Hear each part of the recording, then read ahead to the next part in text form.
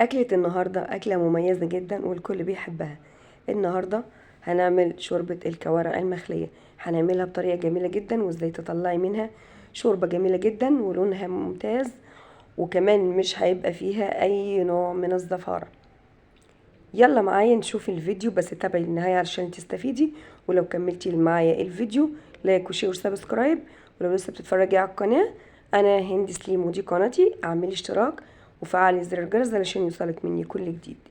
جبنا هنا الكوارع، جبناها من الجزار وخليناه يقطعها كده يعني قطع متوسطة، وبعدين جبتها نقعتها في مية ومعاها معلقة ملح وعصرة نص ليمونة وشوية من الدقيق، ونقعتها لفترة.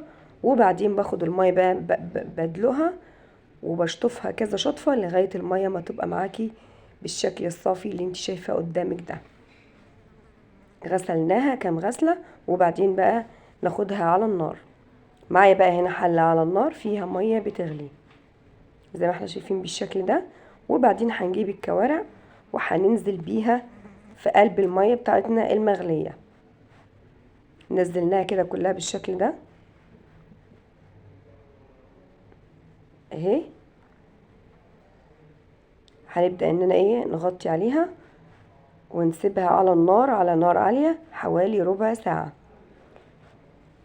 بعد الربع ساعة كده هبدأ ان انا اشيل الغطا واشيل اي حاجات من عليها، يعني ريم او رغاوي زي ما احنا شايفين بالشكل ده.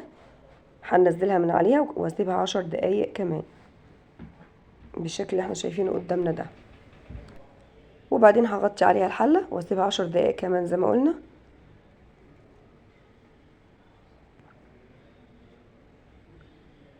بعد كده بقى هطفي عليها النار وهاخد الحلة كده احطها في مصفى اصفيها واكب المية من عليها، وبعدين اخد الكوارع بتاعتي هشطفها كام شطفة واغسلها كويس، وبعدين اجيب حلة تانية خالص نظيفة واحطها على النار.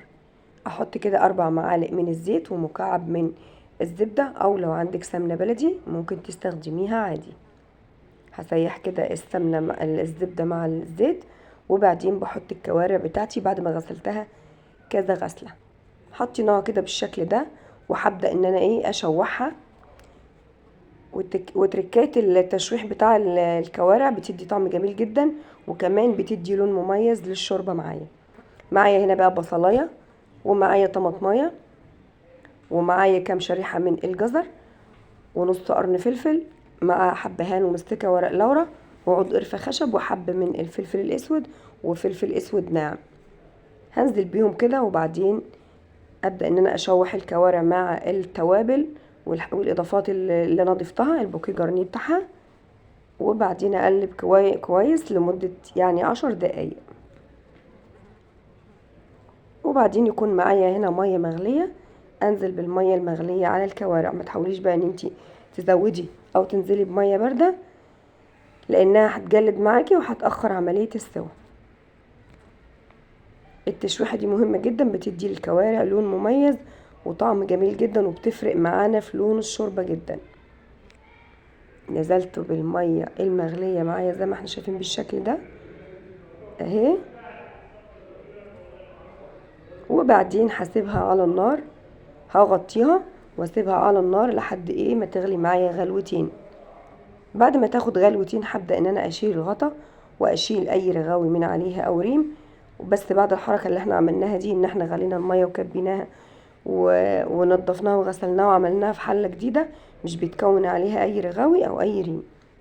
عشان الغطا زي ما احنا شايفين مفيش اي حاجة خالص.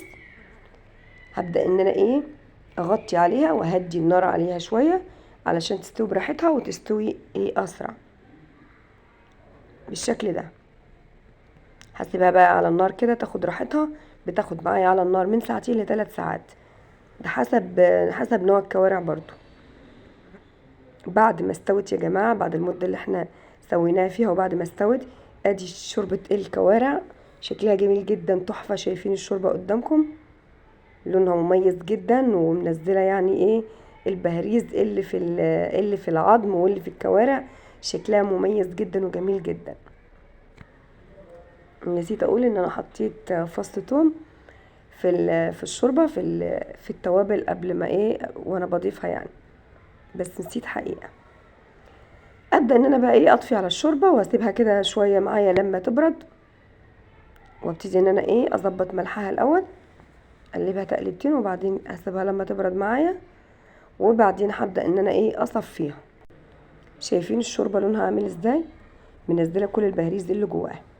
خلاص كده الشوربه كده بردت معايا، اخدها كده على مصفى واصفيها، والحاجات اللي بتنزل منها دي بقى ايه اتخلص منها، واخد الشوربه كده من دون اي حاجه خالص.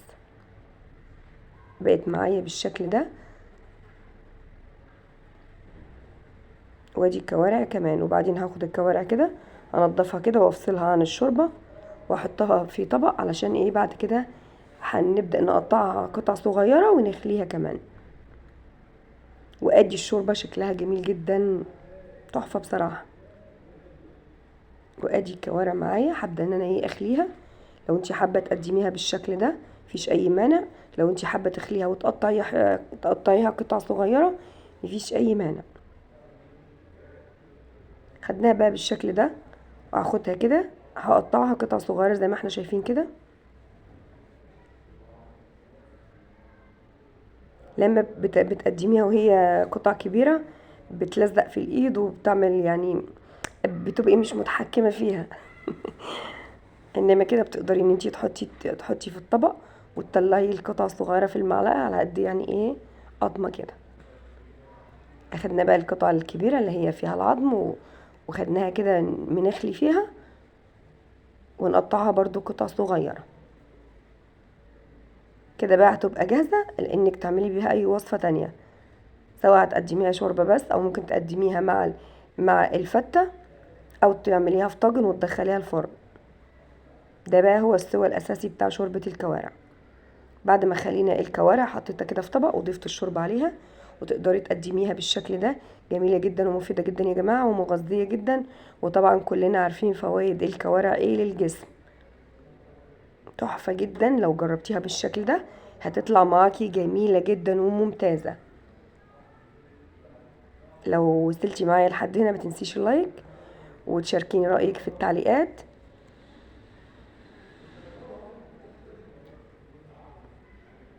بالهنا والشفا على اللي هيجرب.